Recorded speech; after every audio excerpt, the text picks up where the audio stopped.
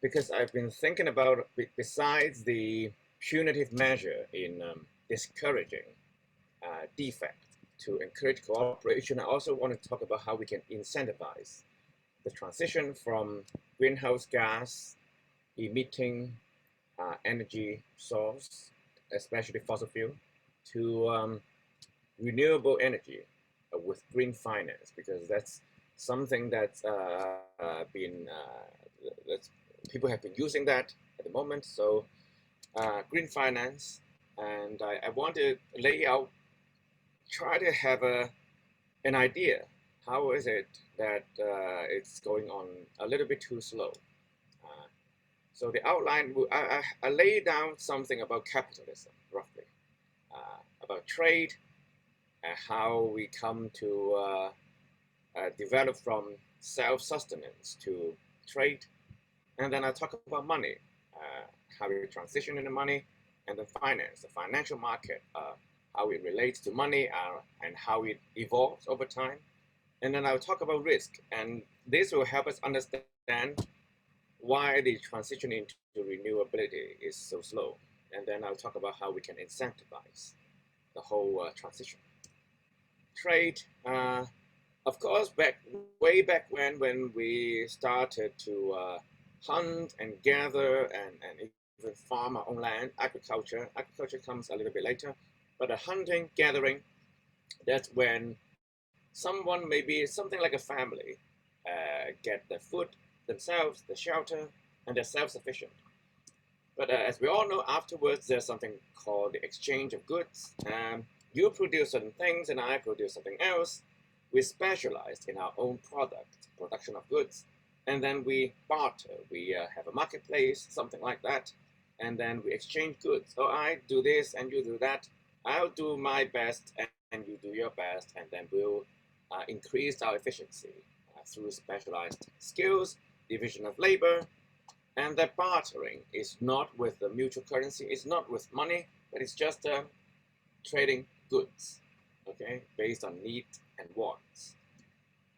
And back then, how valuable something is, it depends on something like the labor value. It depends on how much work is put into it, and of course, how much resources went into it, and how much time, energy, and work, and also resources measure how valuable something is, and the labor value measures the work that's been put into the production process. And that's very old time. And then afterwards we have money, and money is with more money you can purchase more, and if you are able to produce more goods, you can exchange more money, and you would have increased your purchase power. So purchase power acquired with production of goods, and especially money is a common currency instead of like bartering. You exchange goods. Now we have a common currency, and with the common currency and the purchasing power, we see that there's in an ideal world we would have a just distribution of wealth through fair competition, right? You produce the good that you can, and then you sell your goods, and you would have the purchasing power through having acquired certain economic wealth, and that's a just distribution. And of course, the free market would have coordinated cooperation through pricing, right? The supply-demand curve, consumption, production, demand, supply, and then through pricing, we can know how much a certain thing we have to pay for, and that's the market value. And the market value interacts with supply or production with demand. So that's how the price, the market value is set. And then even later on, there's the financial market, finance, right? Because we need capital, we need money from someone else to invest in our business. So it will empower growth and development. With more money, I can do more things and grow our business and even grow it better and better. So investment on the financial market, at least, is when you invest your money, and the money you invested, the business that you, the company that received your money, it will grow, and it will have some profit, and you will share the profit through your ownership of the share of the company, through the stock of shares that you have, and like a dividend, right? And so the stock market coordinate cooperation through brokerage of with buying and selling. So people buy and sell shares, stocks, and that's how we set the price for shares. Share price would interact with performance on assets with the free market. So a company has certain assets, like a factory has a factory and all the machines, and the performance, how well it uses the machine to produce, and also, of course, the production of goods, also how much money it makes, it interact with the free market because of the supply and demand. So the share price interacts with assets and performance with the free market. Given all this, then we can think about the fossil fuel companies. People have invested in those companies, they've grown and they've developed, and they are at the moment the way that they are. They have their drilling site, they have their pipelines, they have their infrastructure. So that's the fossil fuel establishments. They've established what they are with a surely sustainable high yield across some time. So at least until the oil all consumed, they can still make quite a large sum of money. So that's for sure, and that's sustainable for a short while, and that seems to be a good thing. That's a return, a gain, a benefit across some time for sure. But if they were to transition into renewable energy, the yield, at least at the short term, may be low, and they have a higher cost of establishment. They have to invest more money to build more infrastructure, let alone giving up their old investment, right? So the transition into renewability, it has an uncertain and low yield. So you can calculate, right? Something is certain and high yield. Another thing is uncertain and low yield. So it's internally, at least for the short term, rational to choose to go on the way that they've been doing business.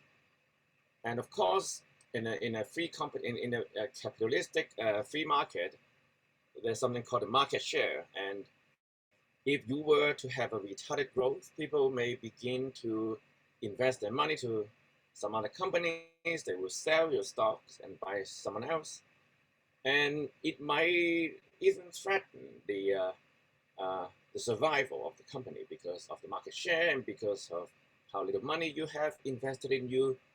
It might even run the risk of having to terminate your business, of going bankrupt, and that's a real risk. I mean, if you were to transition, and then after some time you will get back the money that you would have had in 30 years. But are you able to survive the 30 years? Maybe you would have died off, right, in a competitive free market. So green bonds, at least the green finance, one of the instrument in the green market finance is with green bonds. It encourages environmental, social, and corporate governance, ESG. It's something that people talk about right now, and also that would encourage at least new companies to focus on these things, and it would, I hope, also compensate for the transition cost. So for the old company, they have a better future to transition, because instead of having a low and uncertain return to transition, it might at least have a slightly higher return and a more certain return to transition. So they can, if they were to calculate in the longer run, and especially foreseeing that they will survive, let's say the 30 years, then it's better for them to transition. In the long run, instead of having the oil all drilled and consumed, they would have a much longer sustainable future. So with the green bonds and green finance, new energy companies on renewability will put selection pressure through the present market, because there are these new companies, they have the finance, they've got the capital through the green bonds, and they do their things and they do it well. So those that are not as green would have the selection pressure to be better. With that selection pressure, and also with the selection pressure would put pressure on them to change, to transition. And the green bonds, if they were to benefit from this financial instrument, they would also have a lower risk of bankruptcy if they were to transition. So this green finance would have um, uh, motivated them more to consider the alternative.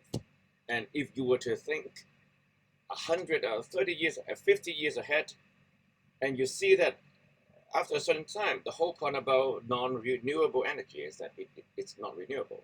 After some time, you would run yourself out of business. It's just a matter of time. So it's for very long term, it's rational to transition. But it's just that if you were to transition and then you got bankrupt along the way, then it would have turned out better not to transition, and green bonds would have um, improved the situation for them. So a little very short recap of how we go from hunter-gatherer, agriculture, society, to trade, and then to trade with a common currency, money, and how we play with money through finance. But finance, investment, there are risks, and then with that, we try to understand why the fossil fuels company do not want to transition, and then we try to solve the problem by understanding green finance that we already have right now as incentivizing the transition.